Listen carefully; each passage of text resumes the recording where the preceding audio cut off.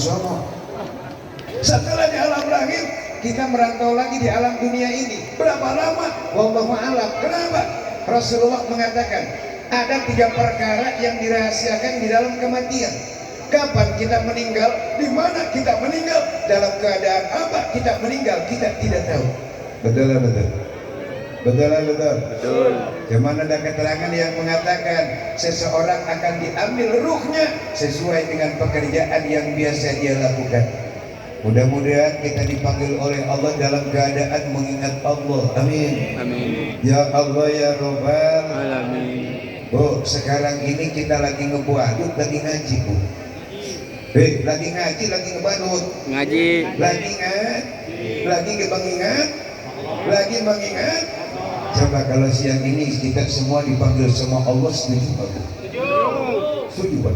Enggak. Ingat Pak, ada keterangan yang mengatakan man mata fi majlisil ilmi mata syahidan.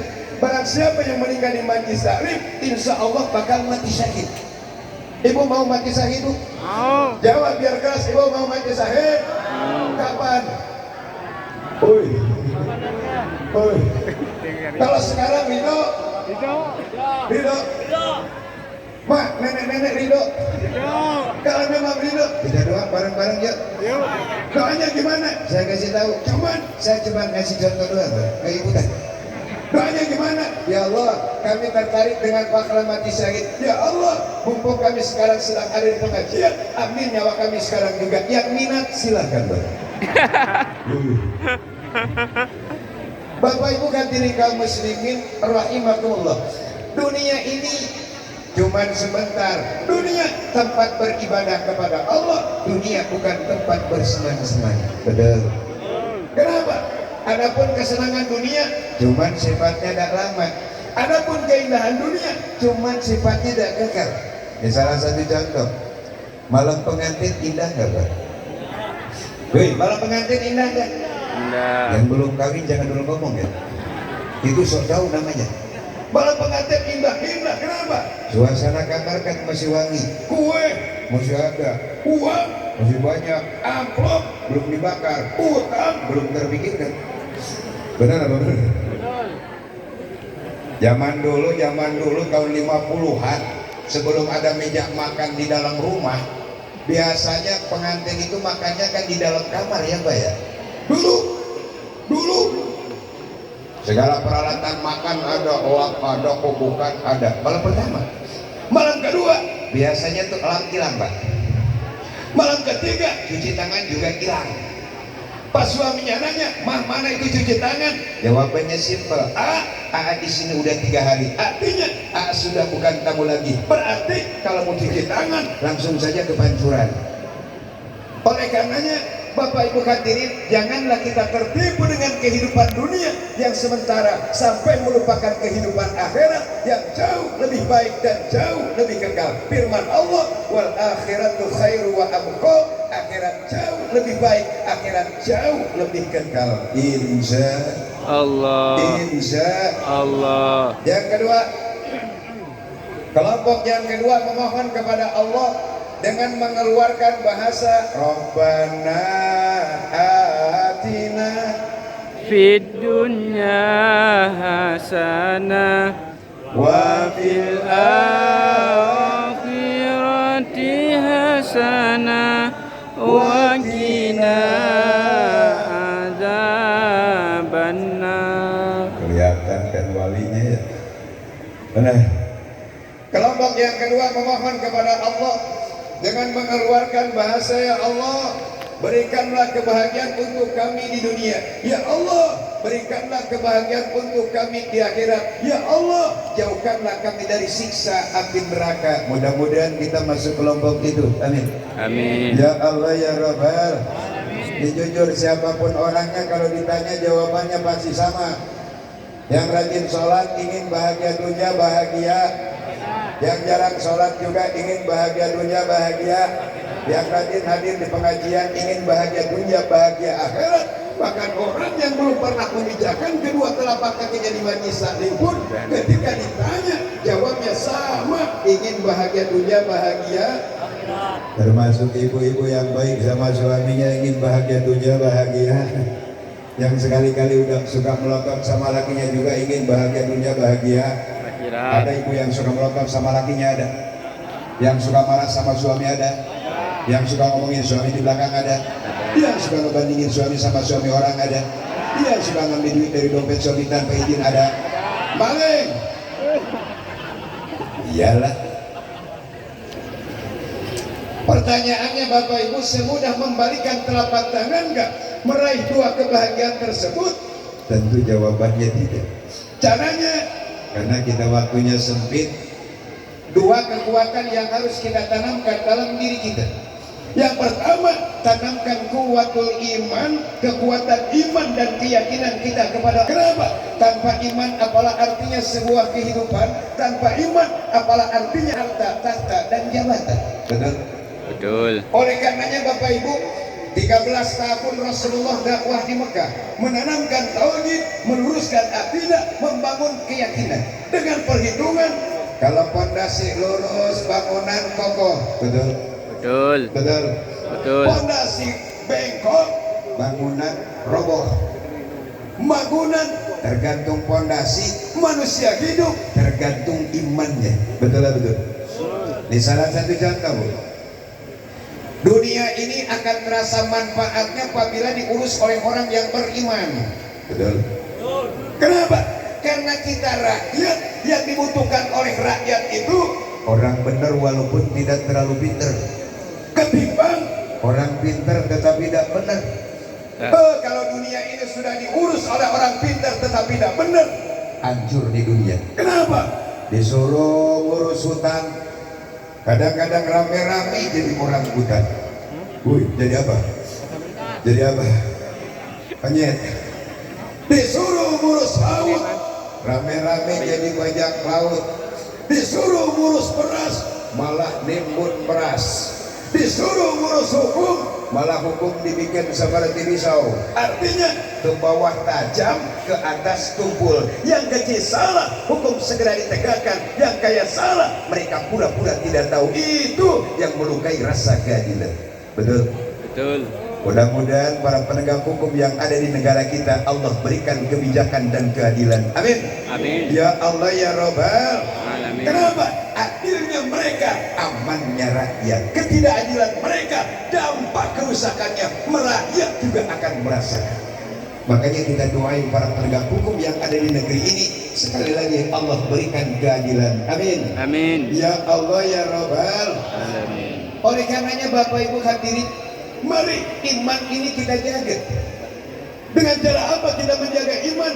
Ada ulama yang mengatakan benteng iman itu ada 3. Pertama, perbanyak berzikir kepada Allah Subhanahu wa ta'ala. Perbanyak bertasbih kepada Allah Subhanahu wa ta'ala. Bertahmid kepada Allah Subhanahu wa ta'ala. Subhanallah walhamdulillah wala ilaha illallah. Subhanallah walhamdulillah wala ilaha illallah. Allah Allah Allahu ya Allah. Allah Allah Allahu ya Allah. Yang kedua, ya perlu jam dulu. Yang kedua, benteng iman itu kata ulama waqira'atul Quran, membaca Al-Qur'an. Membaca Al-Qur'an. Ini Pak Ramit tadi luar biasa. Pantas kalau beliau dikasih gelar ustadz atau kiai juga cocok lah. Karena bahasanya udah bahasa kiai. Jadi saya khawatir juga kalau dia ceramah kepanjangan habis materi saya. Oleh karenanya, Bu, yang kedua benteng iman itu rajin membaca Al-Quran. Apa, Bu? Al-Quran. Rajin membaca Al-Quran. Kenapa Al-Quran tidak harus baca? Ingat Al-Quran itu kan imam kita. Betul? Iya. Al-Quran imam. Di salah satu contoh nanti ketika kita masuk ke dalam kubur, bakal ada dua malaikat yang bertanya kepada kita. Di antara pertanyaannya, wa ma imamuka, siapa imammu? Jawaban yang akan menyelamatkan ketika kita bisa menjawab, wal Qur'anu imami, Al-Quran adalah imam kami. Oleh karenanya Bapak Ibu, ada keterangan yang mengatakan man ja'alal Qur'ana amamahu qadahu ila jannah wa man ja'alal Qur'ana wara'ahu saqahu ila nar. Barang siapa yang menjadikan Al-Quran sebagai imam, Al-Quran akan menjemputnya ke dalam surga. Barang siapa yang menjadikan Al-Quran sebagai makmum, maka Al-Quran akan mendorongnya ke dalam neraka. Quran bisa menyelamatkan, Quran bisa manusia celaka ketika hidupnya membelakangi Al-Quran. Ibu cinta kepada Al-Quran? Cinta kepada Al-Quran? Saya tanya, ibu lebih sering baca buka lembaran Quran atau lebih sering buka status orang, Bu? Status orang. Jujur ya? Ya.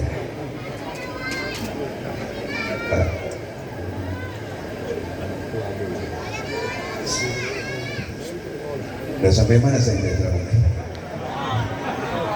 Kok ibu lebih sering buka Quran, lebih sering buka status orang, Bu? Status orang. Cinta Al-Quran, cinta status, cinta Al-Quran, cinta Al-Quran. Oleh karenanya ada keterangan yang mengatakan ciri orang yang cinta kepada Al-Quran itu tiga. Pertama, keterangan mengatakan man qara al-Qur'ana fastadharahu fa halala halalahu wa harrama haramahu adkhalahu jannah. Barang siapa yang membaca Al-Quran lalu mempelajarinya, setelah dipelajari diamalkan isi kandungan daripada Al-Quran, maka jaminannya Al-Quran akan membawanya ke dalam surga. Mudah-mudahan kita di akhirat dapat syafaat daripada Al-Quran. Amin. Ya Allah ya Rabbal. Yang ketiga, benteng iman itu kata ulama wal masajid, masjid. Yang ketiga, benteng iman adalah masjid. Oleh karenanya Bu, Pak, bisa kita rasakan, bisa kita bedakan. Di luar sana boleh kita galau, di luar sana boleh kita gelisah. Coba-coba Bapak masuk ke dalam masjid, ketenangan dan ketentraman akan kita rasakan di dalamnya. Betul lah, betul. Ada keterangan yang mengatakan bangunan yang bisa dilihat dari langit sana yang ada di dunia ini Pak cuma tiga. Pertama, masjid. Yang kedua, pondok pesantren majlis taklim. Yang ketiga, rumah-rumahnya para alim ulama, para ustadz, para kiai. Ketika kita lihat dari sana, maka laksana bintang yang nomor 8 di atas sana. Bu, mau masuk ke kamera yang ada di langit, Bu? Mau kelihatan kita lagi kumpul di satu bangunan yang terlihat dari langit sana, mau? Makanya kita harus ikut adil bangun masjid. Mudah-mudahan rencana panitia bangun masjid ini Allah mudahkan. Amin ya Allah ya Rabbal. Bu, ada keterangan yang mengatakan man bana masjidan fid dunya banallahu baitan fil jannah. Barang siapa yang ikut adil bangun masjid di dunia, maka Allah bangunkan gedung di dalam surga. Mau gedung di dalam surga, Bu? Mau gedung di dalam surga, mau? Ibu mau ikut andil untuk bangun masjid ini, mau? Insya Allah. Insya. Bu, mau cepat mau lambat, Bu? Woi, mau cepat mau lambat? Cepat. Mau ekonomi, mau non ekonomi? Kalau ekonomi kan lambat, kenapa bayarnya mudah? Benar-benar. Kadang-kadang pengen ke surga ikut bangun masjid, bayar cuma goceng surga. Goceng surga, ya, makanya kita panitia yang Masya Allah, para donatur yang luar biasa telah membebaskan tanah ini. Kita pun mudah-mudahan, kenapa? Kendaraan di akhirat nanti adalah masjid. Mudah-mudahan kita nanti di akhirat terbawa oleh masjid ini. Amin. Ya Allah ya Rabbal alamin. Banyak panitia siap. Ini orang-orang Bapak Ibu ini pada mau masuk surga lewat atau naik kendaraan masjid. Bu, ikut Bu. Insya Salatullah salamullah ala Rasulillah. Buka kantongnya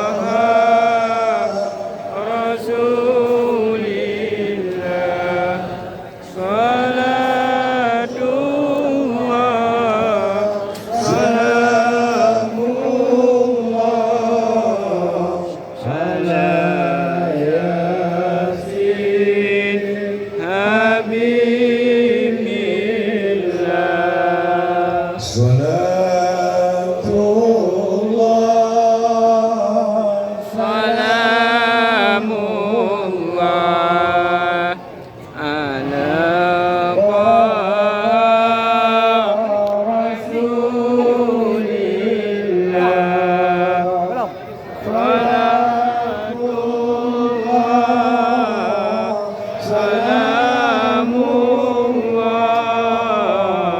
ala Yasin Habibillah. Beres, beres ya, beres. Kita lanjut ceramahnya Bu, lanjut, setuju? Siap. Yang kedua, kalau kita ingin bahagia dunia, bahagia akhirat, wakina ada benar. Yang kedua, tanamkan dalam diri kita kuwatu akhlakil karimah, kekuatan akhlak yang mulia yang telah dicontohkan oleh baginda Nabi besar Muhammad, dengan harapan besar mendapat syafaat baginda Nabi. Karena kita yakini, Pak, hanya dua perkara yang akan menghantarkan kita ke dalam surganya Allah. Yang pertama, rahmat Allah. Yang kedua, syafaat baginda Nabi besar Muhammad Sallallahu alaihi wasallam. Mudah-mudahan lewat peringatan Maulid ini kita semua di akhirat dapat syafaat Nabi. Amin. Ya Allah ya Rabbal. Sedikit sekelumit saja saya cerita tentang syafaat. Mudah-mudahan menjadi ibarat bagi kita.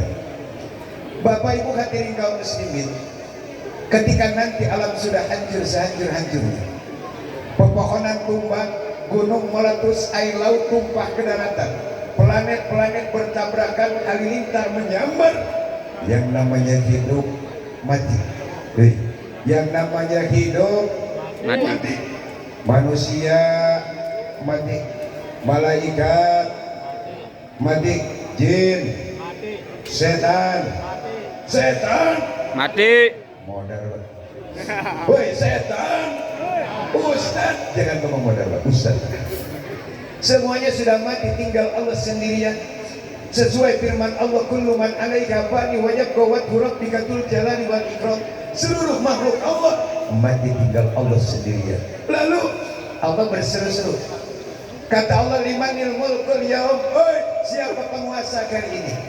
Mana tuh Fir'aun yang aku Tuhan? Kalau memang Tuhan muncul, mana Raja Namrud, mana Raja Abraham, mana para penguasa dunia? Kalau memang penguasa muncul, semuanya udah rebah, tidak ada yang berani muncul. Lalu Allah berseru-seru lagi. Kata Allah, la ilaha illa ana, yakini oleh kalian bahwa tiada Tuhan selain aku. Di situ Allah sombong. Kalau Allah sombong, pantas. Kenapa? Hadis qudsi mengatakan al-kibriya ulibasi, kesombongan adalah pakaian kata Allah. Jadi yang pantas memakai pakaian sombong hanya Allah, makhluk tidak ada hak untuk sombong. Singkat cerita Bapak Ibu hadirin kaum muslimin, lalu Allah perintahkan malaikat Jibril. Kata Allah kepada malaikat Jibril, Jibril, kamu sekarang masuk ke dalam surga. Lalu ambil satu burung. Setelah mengambil satu burung, cari makam kekasihku Muhammad. Masuklah malaikat Jibril ke dalam surga, lalu diambilnya satu burung dan dicarinya makam baginda Nabi.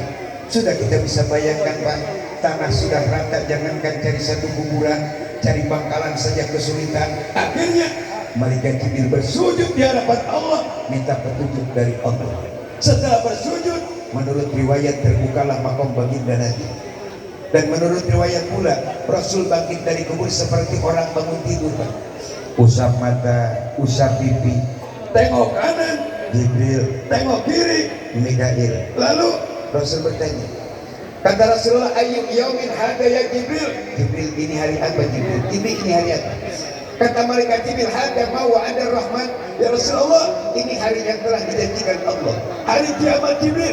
Benar, ini hari kiamat. Kata baginda Nabi, kalau memang ini hari sudah kiamat, aina ummati, umat saya mana? Jibril, umat saya mana? Ini hebatnya Rasulullah, Pak. Bangkit dari kubur tahu hari sudah kiamat. Yang ditanya bukan Sayyidatina Khadijah, yang ditanya bukan Sayyidatina Isa, yang ditanya bukan Sayyidatina Fatimah, yang ditanya umat. Mudah-mudahan kita ada di dalamnya. Amin. Ya Allah ya Rabbal. Dan sekali lagi mudah-mudahan kita semua dapat syafaat Nabi. Amin. Ya Allah ya Rabbal. Tapi ingat Pak, ada pepatah yang mengatakan tidak pernah ada makan siang gratis. Artinya kalau kita ingin mendapatkan syafaat baginda Nabi, mari ikuti akhlaknya. Bagaimana akhlak Rasulullah? Satu saja, Rasul tidak sombong Pak. Hei, Rasul tidak sombong.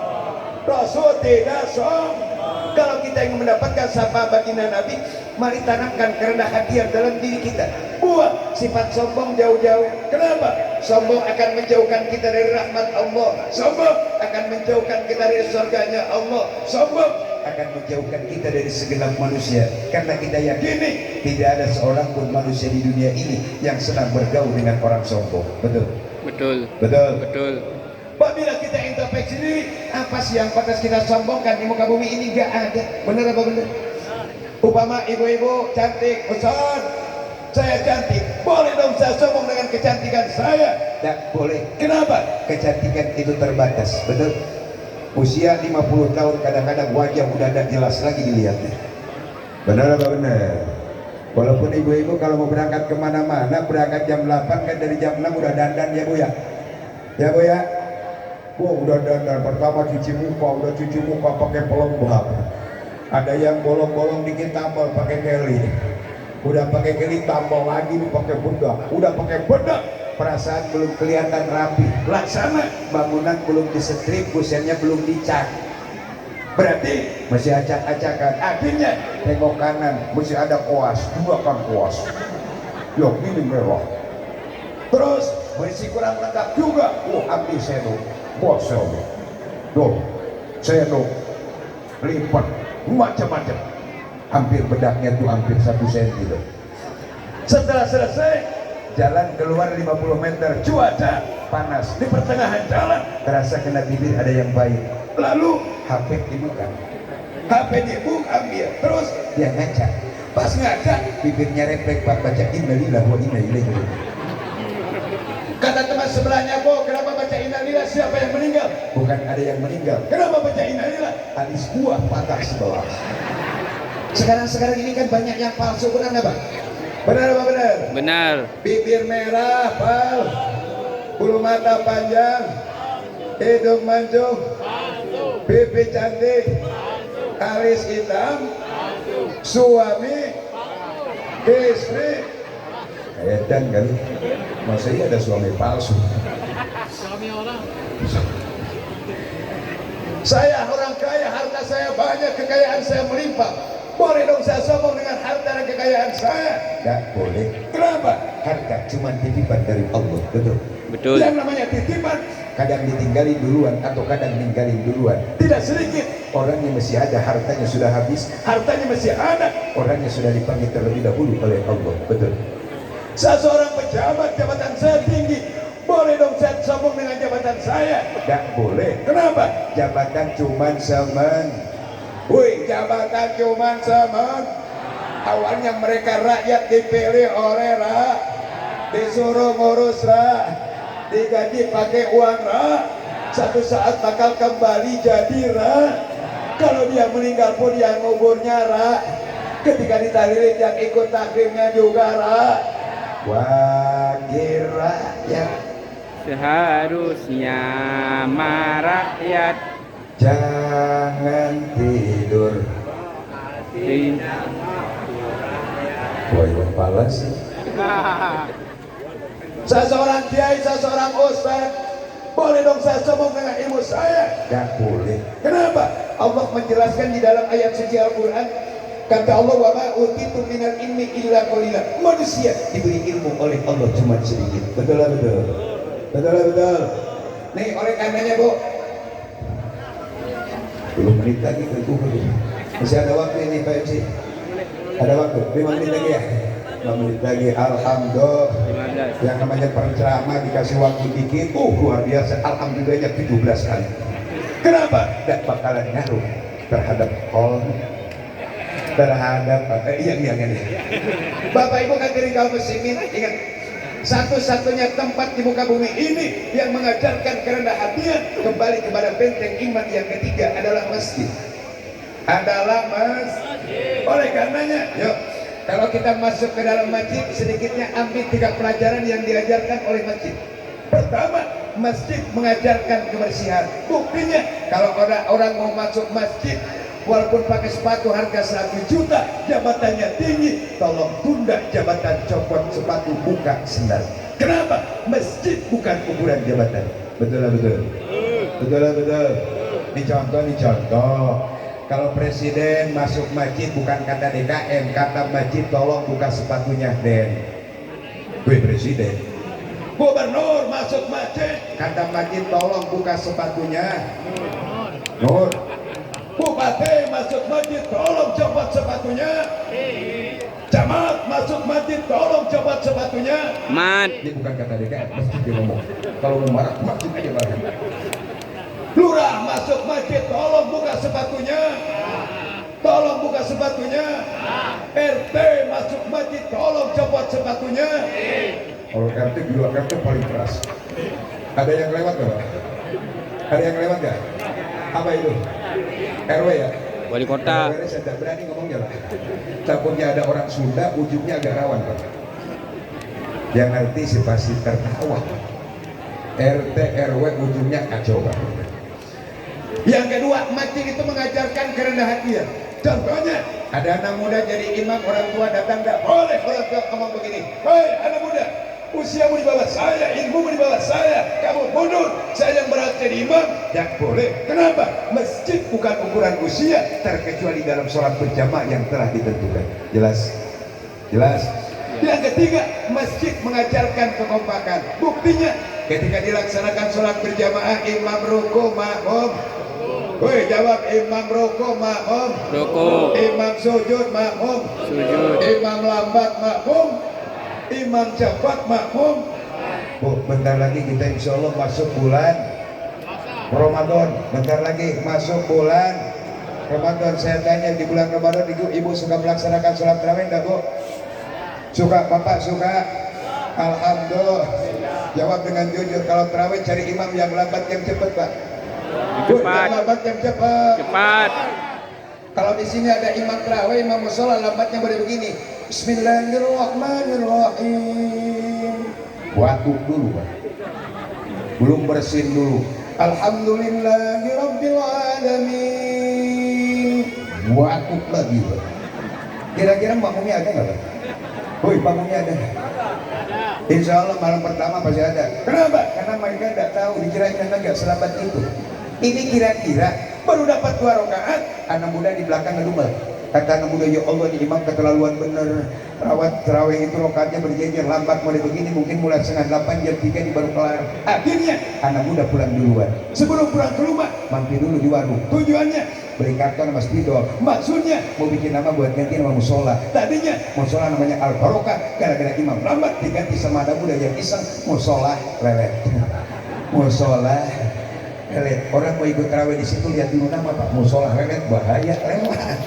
Akhirnya waktu semakin malam musola lelet udah pada mulai, musola lelet belum. Kenapa? Malam kedua makmum bisa 2, malam ketiga insya Allah bisa 1. Tapi kalau imam tarawih macam begini Pak, kalau yang cepat kan biasanya muatannya banyak ya Pak ya.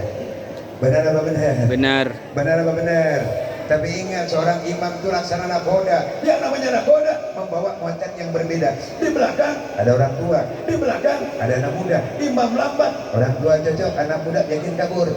Imam terlalu cepat, anak muda cocok, nenek-nenek nyungsep. Nenek-nenek nyungsep. Buktiin kalau imam seperti ini, siap tarawih. Bismillahirrahmanirrahim. Baik. Gak pakai A lagi, kenapa? Kenapa? Ngimbangi, ngimbang. Jujur yang namanya amin di mana-mana tergantung walak tolim, Mbak. Benar apa benar? Kalau walak tolimnya pada begini, berimbang tuh ada yang di walak tolim.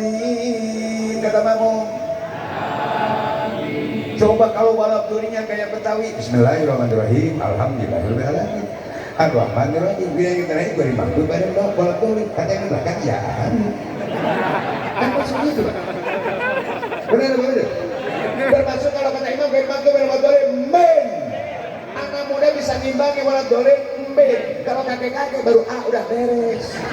Membaca bismillah baru bisa bis kota atau bis busway.